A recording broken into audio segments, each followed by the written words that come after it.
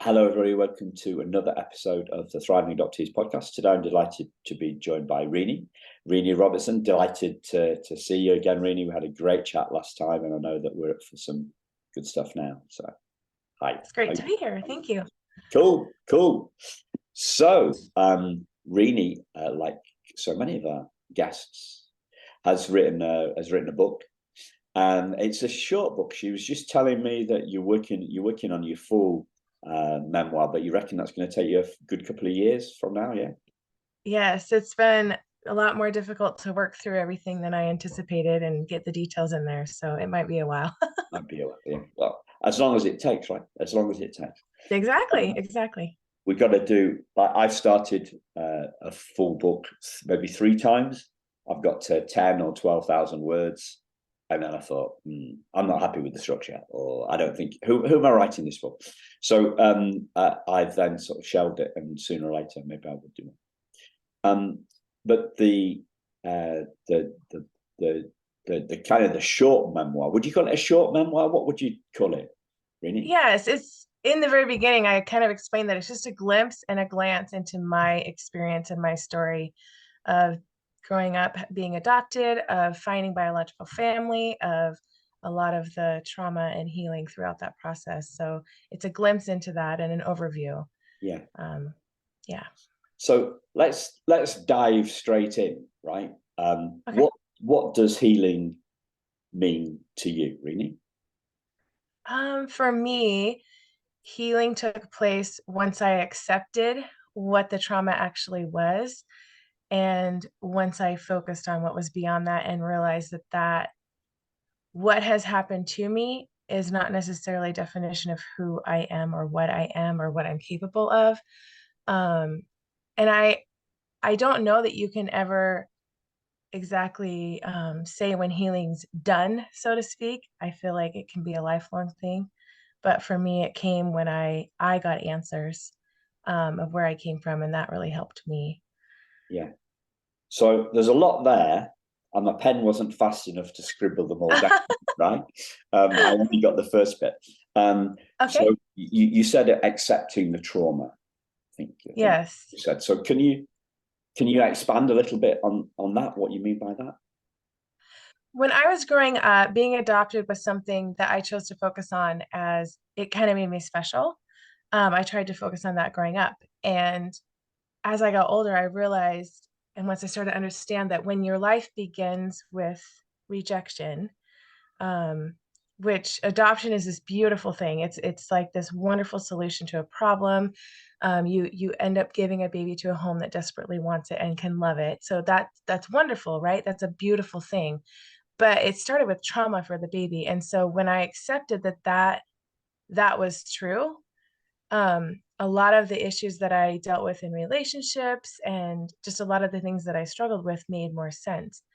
But I had to accept that that is, while that is true, I don't know. I had to accept that that was the fact, but I also had to work through what it meant to grow past that, if that makes sense. Yeah. Yeah. Um, I mean, you said that you've used the accepting. You said accepting once, and you said acceptance.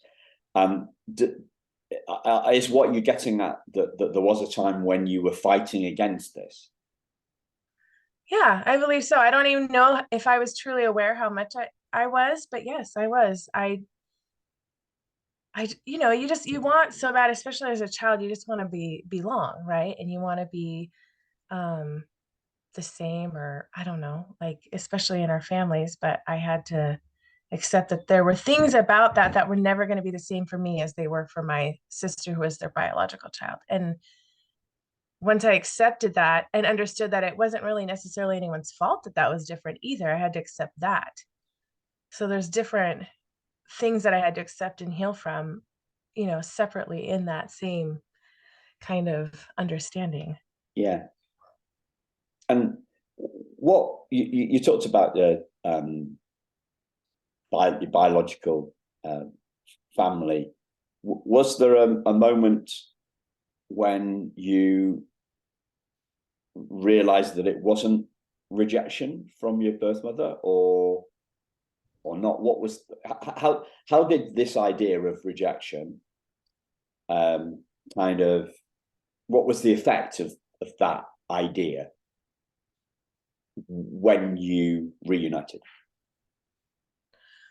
Well, for me, when I reconnected and I found my biological mother, at first it seemed like there was an acceptance and there was going to be a relationship. And that's part of my story, is that she ended up rejecting me again 2 more times.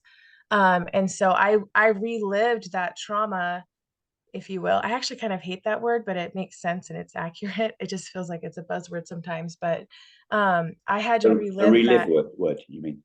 No, Mm, trauma. sure, yeah, okay. Um, but I had to go through that as an adult twice with her, and now I don't have a relationship with her because it's very painful and it's not healthy for me. But um, yeah, I had to work through rejection again. Yeah, So it was one thing to think about being rejected or given up when someone hasn't had a chance to know who you are as a baby, right? Like that's one thing to accept, but it was a whole nother thing for her to meet me as an adult, get to know me a little bit, and then reject me again. That was a whole new thing to go through, and that kind of knocked me over. And it took more to heal from that than the fact that I had been given up for adoption. wow, wow. So I was barking up completely the wrong tree with the rejection stuff, right? I was totally up the wrong tree, yeah, because we didn't really talk much about the reconnection stuff when we spoke last time. Yeah.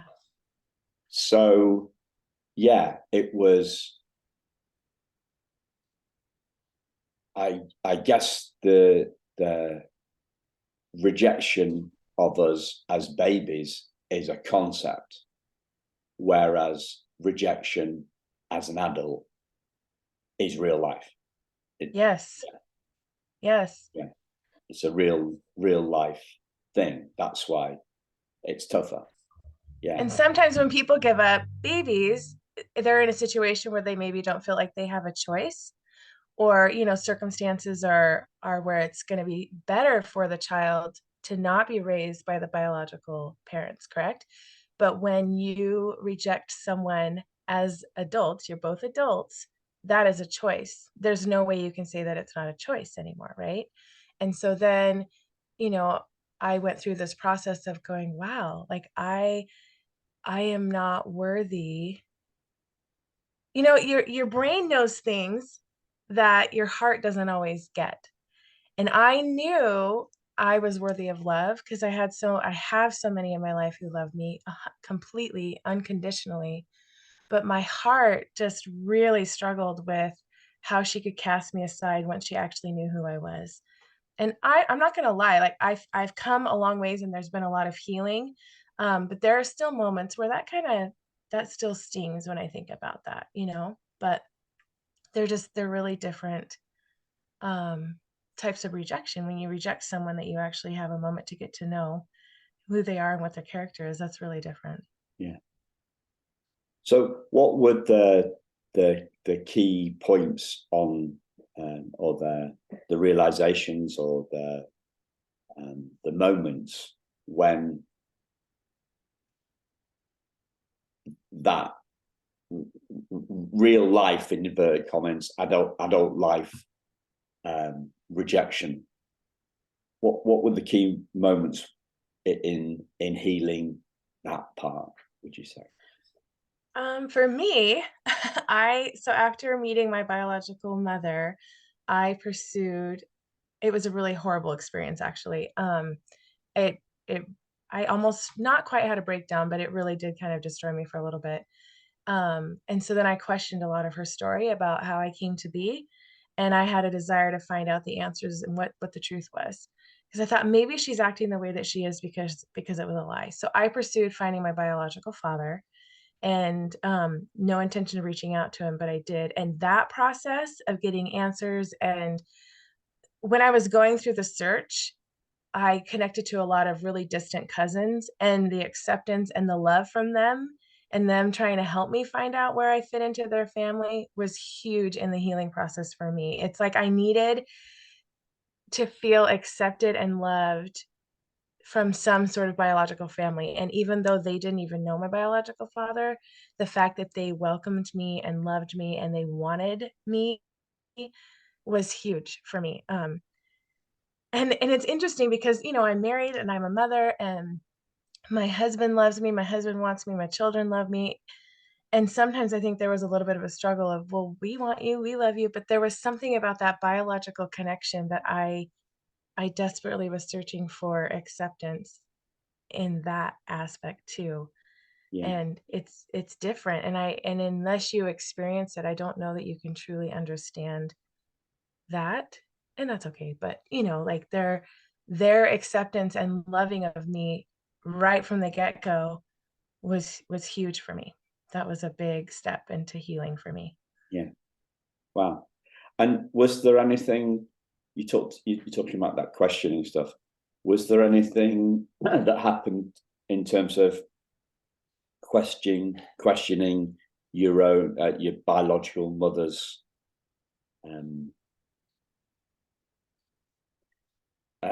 what's the word? I'm struggling to get the word here. Did you question anything about her? Was anything about, yes, the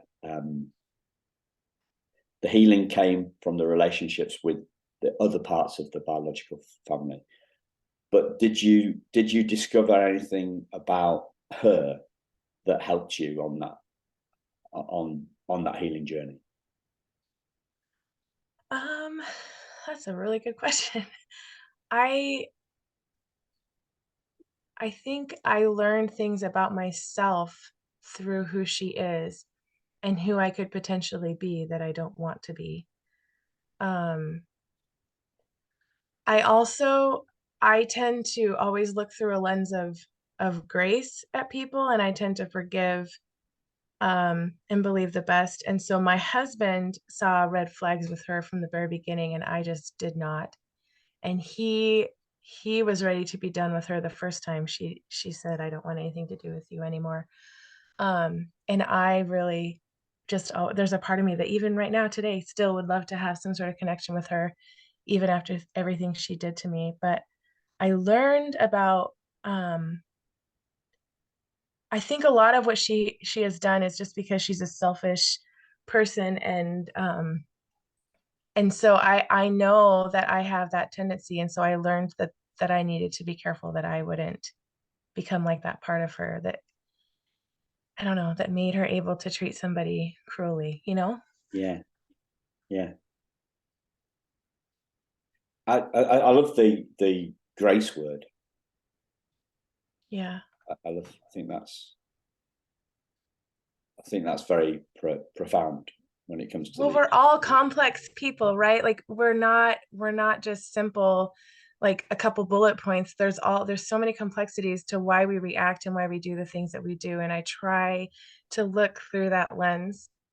You know, even when people hurt you, it's difficult to do, but there's something that motivated that. Like there's something in them. And you know, I don't know her whole story. Maybe there's trauma that she hasn't talked about, or maybe there's things that she struggled with. It does seem like there maybe is insecurity in a lot of ways, but it's not as simple as she's mean. Yeah, It's not that simple. Like there's more complexity to that. And so, you know, I need grace. And so I need forgiveness and I need people to, you know, give me the benefit of the doubt. And so I really try to do that, yeah, even when I think about her. yeah. So what's coming to mind is a fellow adoptee who was on the show recently, and I'm trying to remember who it was, and I'm just checking into my podcast listing, and I should be able to. And the reason I'm doing that is because I think it's going to help you listeners if you're struggling with any of this.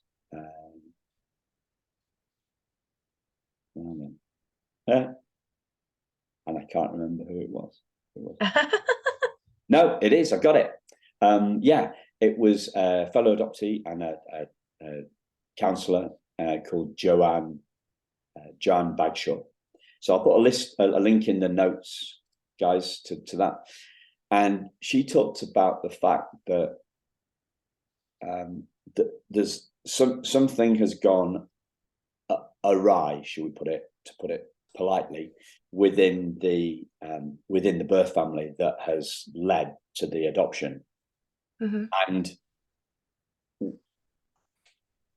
that probably won't have been fixed in the meantime. So between relinquishment and reunion, it's quite likely that whatever was going on hasn't been addressed. Wow, that's awesome, profound thought. I will probably think about that a lot, actually. That's really true. So yeah, she's we've been on a healing journey. Yes. We've been on a journey of curiosity. We've been trying to find answers. We've been trying to move on. Yes. So we're coming from a hungry space, right?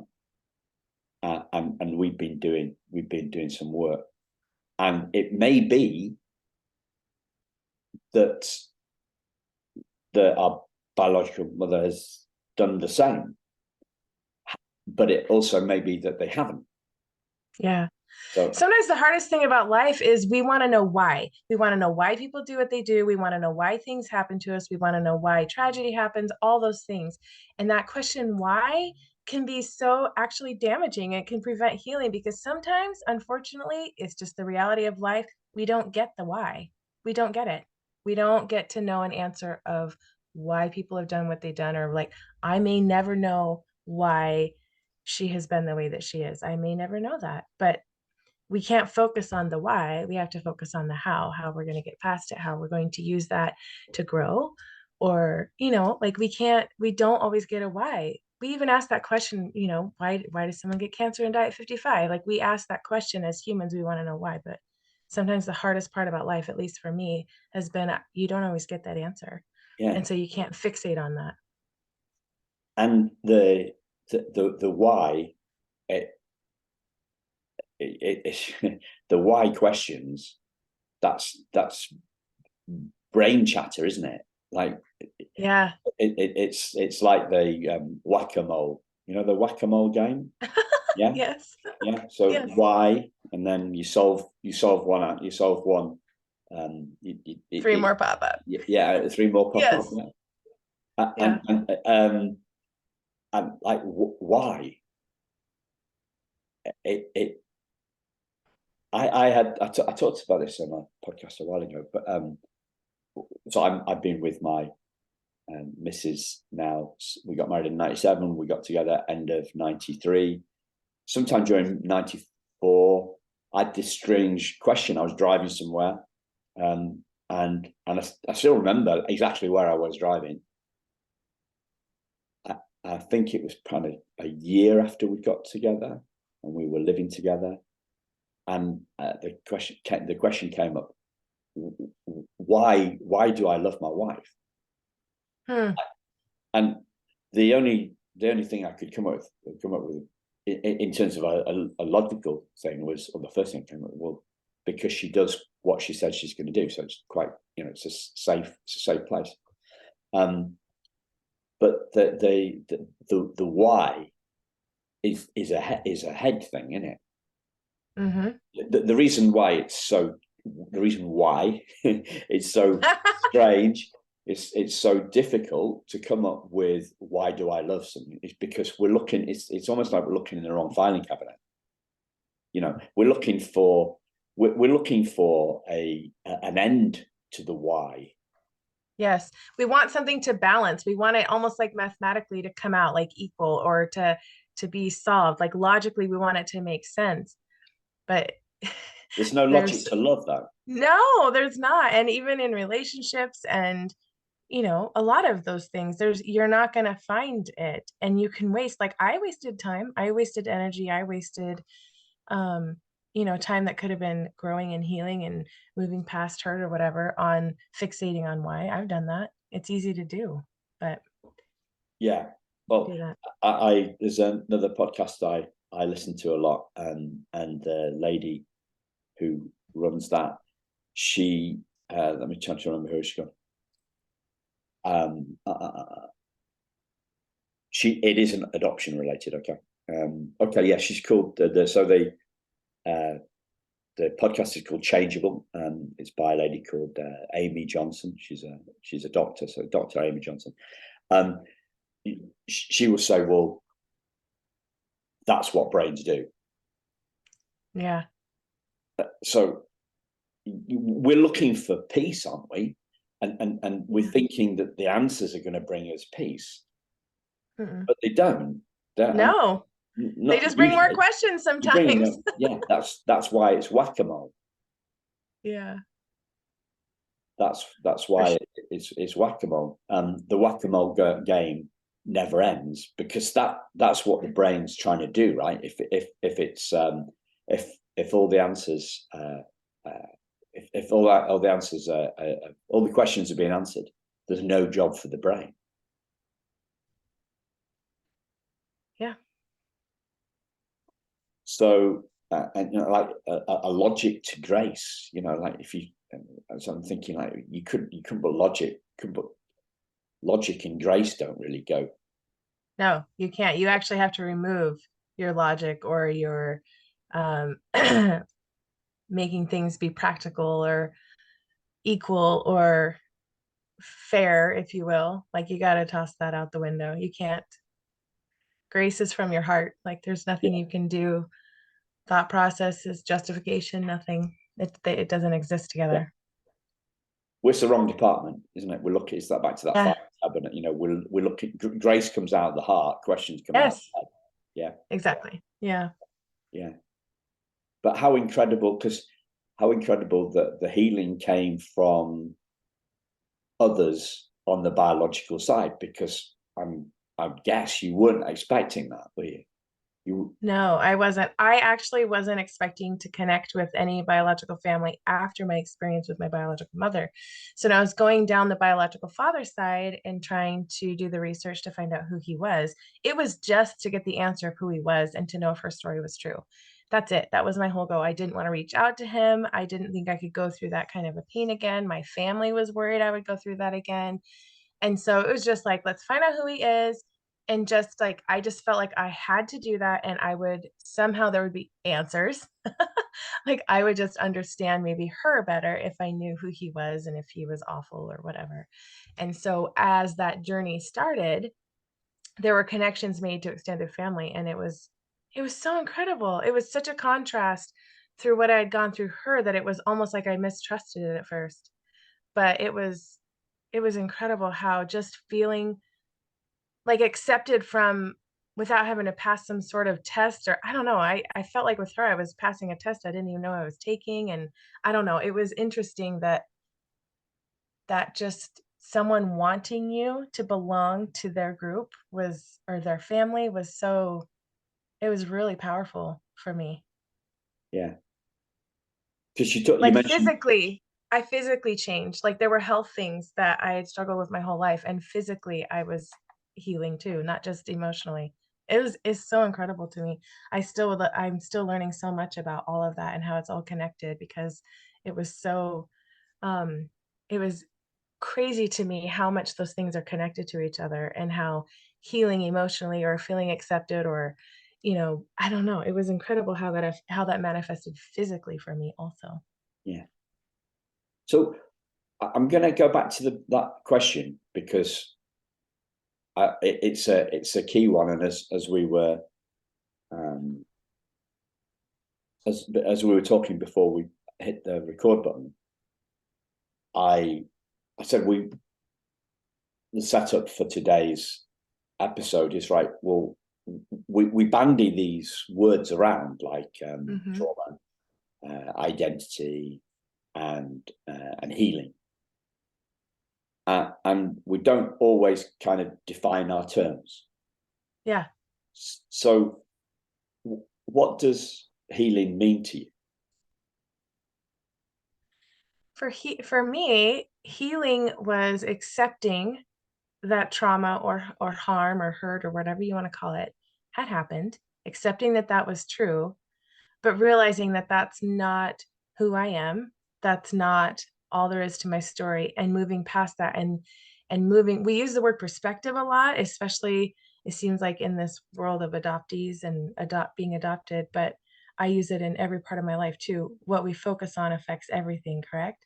So when you allow yourself to accept that a trauma has occurred, and then you focus on what's ahead, then you can begin to heal. And for me, what was helpful in making that happen was um, biological paternal side connection, and um, actually writing really helped me heal also. Yeah. But Yeah. yeah, How did writing help you heal? I kept a blog during the whole process, and it was like I feel like when I try to, like, just even this right here, talking to you, I'm not as good at this. Like, it's not as free as if I'm writing it. And so for me, I just had to write my feelings out. And when I would write that out, it was such a release for me. Um, and then I would share it with people, and it was helpful to them. And that was healing for me also. And so it's like I could put it, I don't know, I would call it, it's kind of gross, but I always say I just have to puke my words, and I get them out there, and I immediately feel a sense of release, and it's like I understand what I'm feeling better when I've written it out also. It's like I can't articulate it as well verbally, but when I write it out, it feels like, oh, yes, that is what I'm feeling, or yes, that is what that experience meant, or Yeah. that's what I learned from this. Yeah. So I'm the flip on that. I'm better talking it out than writing it. Yeah. Yeah. Yeah. And the reason I'm sharing that, listeners, is because the likelihood is you're going to be in one of our camps, right? Yeah. So Or, true. or a third camp is equally at home, writing it or talking it. So, or doing it in drawing it in, like drawing Oh yeah. illustration and that sort of stuff. So, whatever works for you, dear listener, works for you, right? We're not trying to tell you how to do it. Yeah. We are, and so we're bringing a perspective. We're saying that any perspective on this is cool. So we've talked about accepting the trauma, and then some of us talk about the fact that we are denying it or suppressing it, or we weren't aware. You mentioned that we're not aware of it. And then you said something very meaningful. You said that realizing that that's not who I am. So there's a sense of what word would so the word that comes to my mind is uncoupling. So you uncoupled trauma from you. You Yes. disidentified, right? You say, right, okay, I am not my trauma. I don't how Right. do you What happened understand? to me isn't who I am. That's just something that happened to me. Yeah, And I didn't realize how much I had those as the same in my mind and in my heart. I yeah, had this, yeah, it's so interesting that I actually felt that maybe there was something wrong with me. I was unlovable, all those things. That that isn't who I am. That's just how my life started. That's just what happened to me. They're very different. yeah, yeah. So why does it matter that we do this disidentification from our trauma? Why is it important that we uncouple? I don't think you can truly heal until you do. I don't think you can actually grow. When you talk about thriving, so surviving, you're just existing. You're existing in spite of trauma, or, extreme pain or near death or whatever. But when you thrive and flourish, you actually grow, and you can become something else. You will be stuck if you cling to that as your identity, as this is who I am, as I'm rejected, I'm unlovable, I'm unworthy. You cannot thrive. You will not grow. I don't believe that's possible. If you cling to that, I don't think you can grow and thrive. And um yeah, I think it'll affect every aspect of your life and relationships and everything. Yeah. So for me, I see these things very, very clearly, and actually, I think too simplistically for a lot of people. Okay. So there's me, and there's my trauma, and they're two separate things. Yeah. They're two separate things, and I see. So I'm more interested in who I am than how I feel. I'm more interested in who I am rather than what happened to me. Right. So Yes. we look at trauma from. I think we use the word trauma and in mainly in two senses. So it's an event, okay, the relinquishment, that, okay, trauma is an event, and then trauma as a feeling, Okay. and it's a feeling, and it's an extreme feeling, and that's what's triggered. Right? So the feeling is triggered. Something happens to us, Right. and the feeling is triggered. So trauma is either an event or a feeling, or both, but neither of those are who we are. So it kind of seems oversimplistic as I say it like that. It does to me at first hearing. I understand what you're saying, but I also think it's important that we accept or understand that the trauma does affect you, and it does affect who you become in a way, right? Just like physically, if we are humanly like scarred, like we're in an accident and we have to have surgery, and we will have that scar forever. That's not something you can just necessarily be done with because your body healed from it. You'll have a scar from it. So that part of accepting is that understanding that the trauma made our reactions be, like, say, even just trusting, like this is just one example, like trusting people, trusting people's love of you.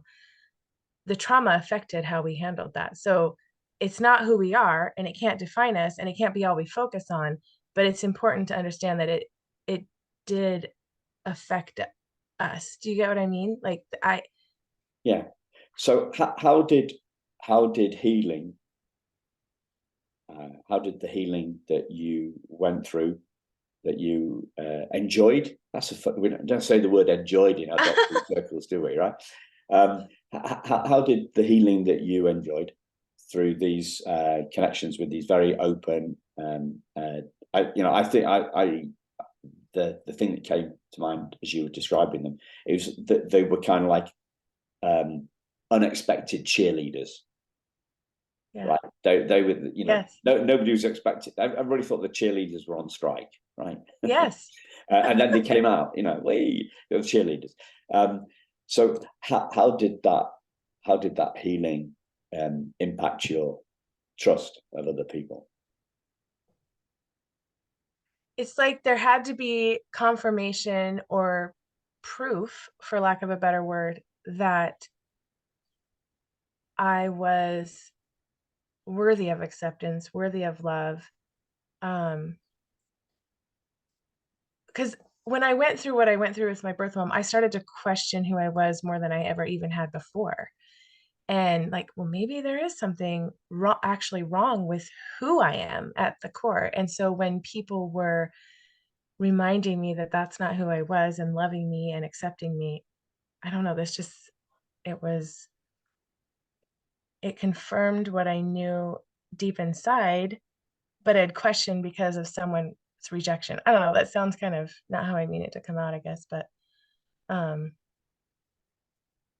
Yeah. So how would you?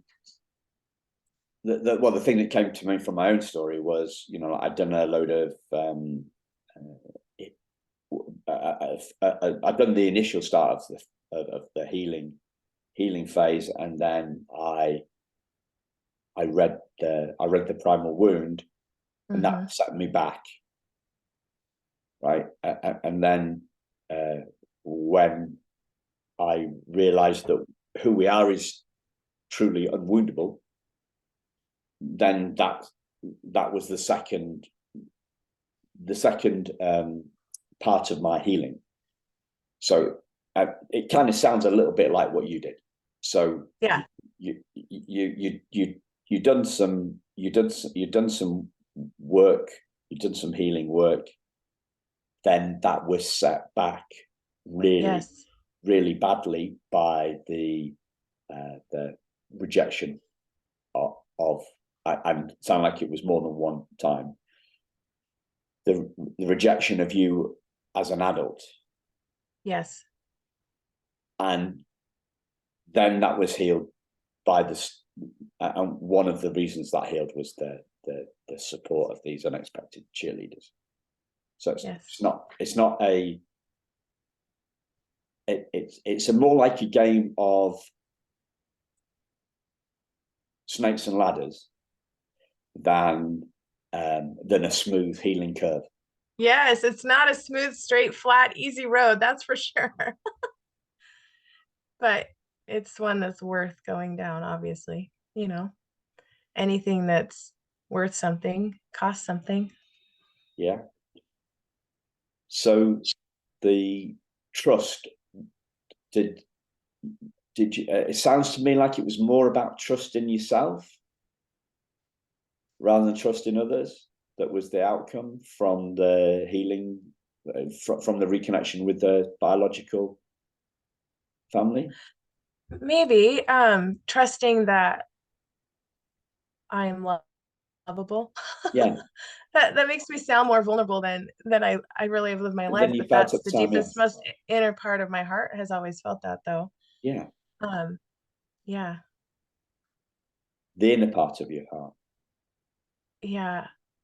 It's funny because growing up and as a young adult, a lot of people did not even know I was adopted. A lot of people didn't know the things I've struggled with, because that's not who I presented.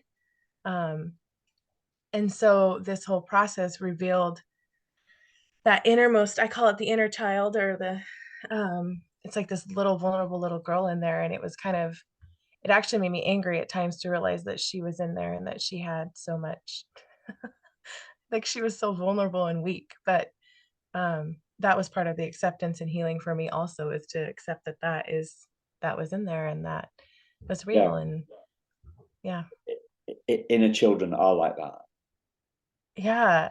I was like, I am a strong woman. This is ridiculous. It Yeah. was very frustrating to be, how can this have such a profound impact on me and how I'm reacting to things when I know that, I don't know, it was like an inner battle of feeling two things simultaneously that were completely contrary to each other. That was You mentioned that actually, last time. You mentioned that last time we spoke. mhm. So can you I mean, the first thing is that that's what inner children do. Yeah. Like the inner children have tantrums. That is the nature of the inner child. Yeah. Yeah, that's what they do. Like, that's what the That's true. I brain. haven't thought about it that way, but that Yeah, is actually a really good description. that's what they do. That's the job of the brain is to kind of keep us alive, and Mhm. and part of the job, the brain gets confused because it it doesn't differentiate between physical danger and emotional danger. It sees the same the It's things. just all danger. It's all Yeah. danger. Yeah. That's true. So you've got. I haven't done this, but a few people have mentioned it to me. A few of the guests on the show, who are both people, adoptees who are therapists that work with other people and have done therapy. They talk about parts work. Have you heard this? Or internal family systems. It's called. It's basically it's understanding all the different parts of you. Okay. That's what I've deduced right from that conversation. So the inner child's job is to feel like that's what the inner child does. Like, is the one that has tantrums. And then the is it the amygdala, the danger part of our the danger part of our brain is there to watch out for Protect, yeah. attacks. So it doesn't differentiate between physical danger and emotional danger. So the danger of getting knocked over by a car, or the danger of getting left out at a party, or rejected by our birth mother again, right? Yeah. Yes. Yeah. Yes. That's what the job's to be. So yeah, and the parts work is to looking at those different bits, is identifying the different parts of ourselves, and then healing those different bits. So, what other outcomes? What other outcomes did you see for yourself as part of the healing process? So we talked about trust. You trusted yourself. Self-trust was the one that came through to me. You didn't say, you didn't say, for example, well, I once I'd had the healing through the connections with the biological family, I then felt more. I then felt more comfortable with strangers, for example, because I wasn't expecting people to. I could trust. I could trust others more easily after healing. You didn't say that. What you said is, I that you got a sense of trust in yourself, and you kind of like, you trusted yourself, the inner child quietened, and the more lovable feeling Reenie came out. That's how kind of I got it. Yeah, that's very accurate. That's there was a renewed confidence and assurance that it was okay to be open and trusting in relationships of any kind, friendships, family, whatever. And my confidence for that was back, or like stronger than ever, I guess. Yeah. And there will still be people who reject you in life, but understanding and trusting that doesn't necessarily mean that it's a flaw within me. I don't know, like, really how to articulate that very well, but it was like, it's not that you'll never ever ever be hurt or disappointed or rejected ever in life, but that it is not about me being unlovable or untrustworthy or anything. Does that make sense? Yeah, I think so. So let me take a go at it. So what you're saying is, you take rejection a lot less personally than you used to do. Yes, yes. I mean, obviously it still stings. It doesn't happen very often, but even things like if you apply for a job and you're a finalist and they pick someone else, okay, that has nothing to do with being adopted, that's nothing to do with relationships, nothing. That my reaction to that used to be so like irrational. And now I understand that's life. That's not a reflection of me not being good enough or unworthy, or I don't, do you know what I'm trying to say? Like, it was, Yeah, my I think reaction used to be like a like kind of a it felt ridiculous, like reaction to that. Like, it would set me back in ways it shouldn't have. It's just literally that person was more qualified. But those kind of rejections used to set me back. And now through the process of healing, I it's my confidence in who I am. That sounds way more cocky than I mean it to be, but I I don't know. Like, it was what not. word did you use? Cocky. Yeah, I don't. I it felt like I think I'm all that. It's not that at all. It's just that they're life is going to have rejections at time, and that doesn't necessarily mean it's a reflection of you not being good enough or worthy or lovable or Yeah. trustworthy, Okay. So let me take another go at that then. So it's like we've both got glasses on. We've both got Yes. glasses on. So you used to see the world through glasses with rejection Yes. on them, and Yes. that happens less. Yes, absolutely. The lens is different. What I look through is an acceptance of reality, and um it's almost like had to learn that not everything was about me, if that makes sense, right? Like sometimes there are just things that don't work because they're not supposed to work, and it's not because Yeah. Well, the inner of child, the inner child takes it personally. yes, everything. I took everything personal. Personally. Yeah. Yes, and now it's like, oh, Yeah. Well, I had one that's of those this morning. uh, I had one of those this morning. I had a text message this morning that I took personally. And I'm like, yeah.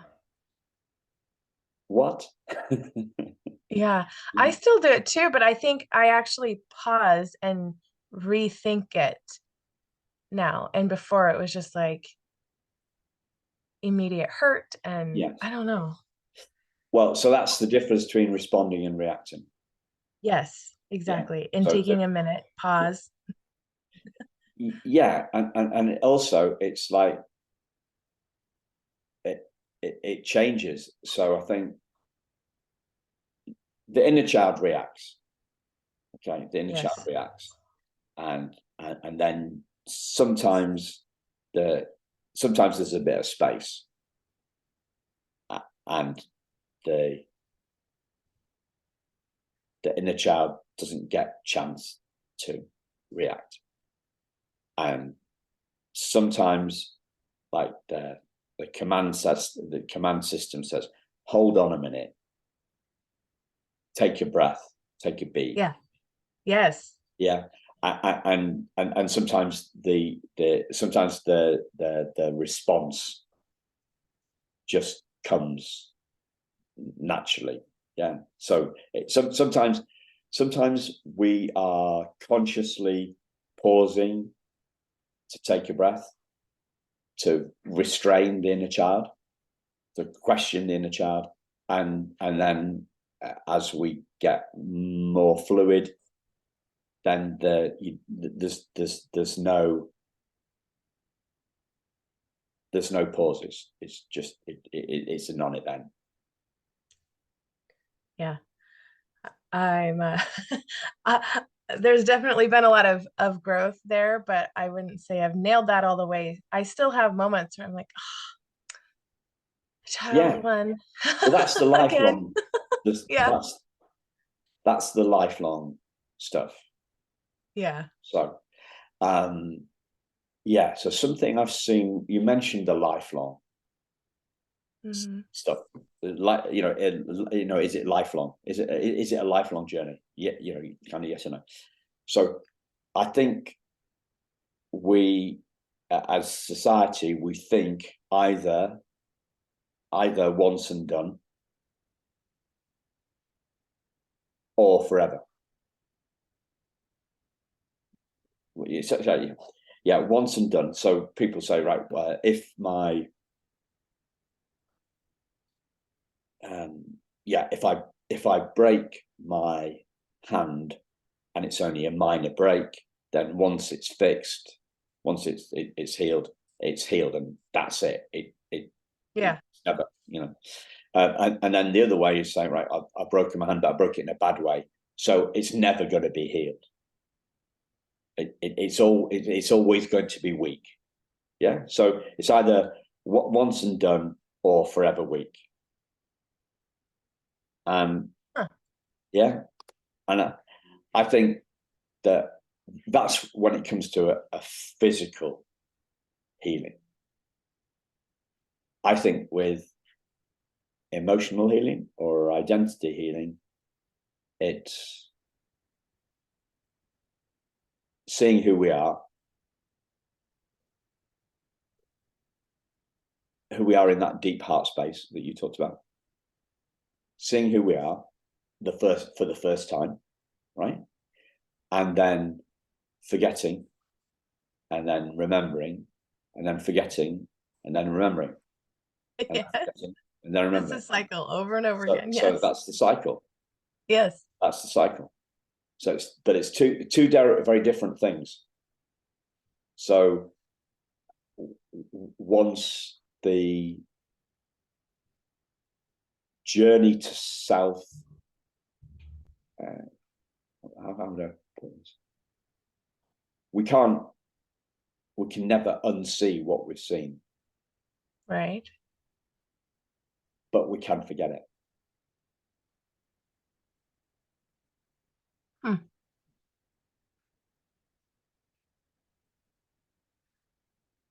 Okay. So another way of saying this is once the journey to consciousness has happened, the journey in consciousness begins. The journey, people say, like I heard this from a religious one, once the journey to God has happened, the journey in God begins. That's true. Yeah. Yes. It's different to once and done and forever. There's an initial seeing, and then after that, it's just remembering and forgetting all the time. So that's the lifelong part. Yeah. It's going to be something that you have to I don't think it's ever just a point that I will ever be in life where everything is totally healed and I never ever have to ever deal with anything creeping up or whatever ever again. But I do know that my reaction to those things when they do boil up within me is different as I'm progressing through life. Right? Like we talked about the inner child reacting and taking everything personal, like that gets less as I go through the journey of growing and thriving. And so I don't know. I mean, maybe it'll all eventually go away, but I just don't know that I believe that. I don't think it. I think it's a lifelong journey, but it Yeah. has two parts. You've got the first chapter, and then you've got infinite chapters after that. Yeah. I think I get what you're saying. Yeah. And healing to me is being less bothered by the reactions. Yes, exactly. Yes. So as you go forward, the reaction or it's like if you pick off a scab, it heals quicker again. And then you pick it off again and it's going to heal quicker than it did the last time. And, like I see it like kind of like that. Yeah. And we keep on going into the thing about this stuff is we need metaphors to describe it. Yeah. And sometimes metaphors, but it isn't the metaphor. Life isn't healing, isn't emotional healing isn't the same as healing now. That's true. Yeah. Right. So just like the emotional trauma or experience isn't the same as like a physical either, but it's like the only way we know how to somehow articulate it a little bit or make it make sense. It doesn't always make sense actually, but so I haven't been anywhere. We've been doing this a little bit in the last few episodes. Was there a point in your life that you would describe as you coming out of the fog?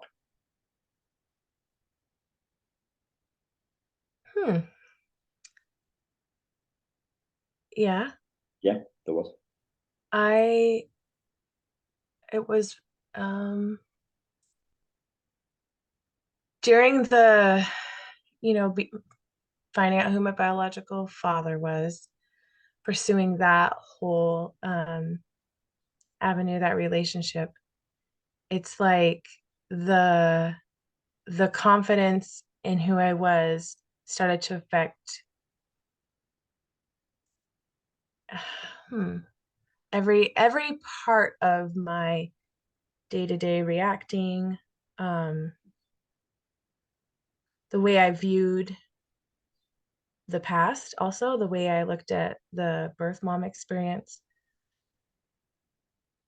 It was like you say, it was like starting a different, almost like a different road. That doesn't even really maybe make sense, but kind of. It's like I left that one and started a new one, and clung and focused on the hope and the um what there was to be positive about, or I don't even know how to see. I'm better at writing than talking. So that's probably a good place to bring it in. Remind the listeners that every episode of the podcast that I do has some show notes, and in those show notes you can check out the guests' socials. You can check out the guests' website if they've got one, and Reenie has, because she's got this blog, so you can link to the blog and find out more, because that's where you, as you said, this is where it comes after you've, what did you say?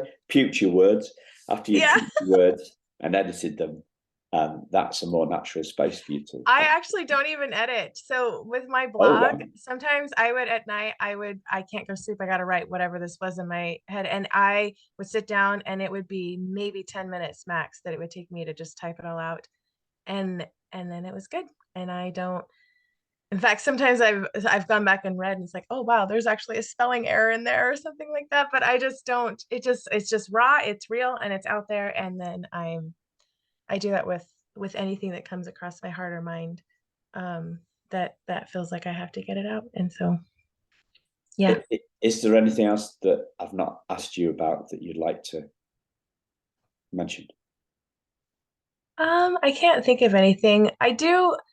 One thing that's important, I guess, to me is I never want it to ever come across that I'm living this life of self-pity, or um feeling sorry for myself or whatever. I truly believe everything happens for a reason, and this is just a part of my story, is being adopted and rejected and all of those things, but it's not like that's how I live everyday life, is focusing on that. um but it does help have empathy to others who have been in that situation, and um it is also real enough that you don't want to not acknowledge it too, I guess that I can't think of anything like specific that I Yeah. should share, but Cool. Thank you, Reenie. Thank you, listeners, and we'll speak to you again very soon. Take care.